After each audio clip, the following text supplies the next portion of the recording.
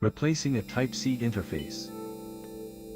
Use a heat gun at 360 degrees Celsius to remove the old Type-C interface.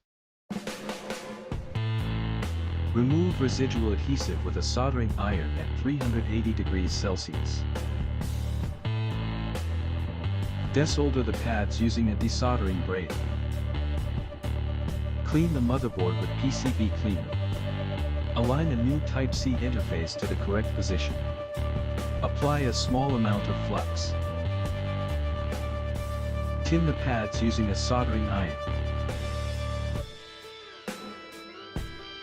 Ensure there are no cold joints or solder bridges.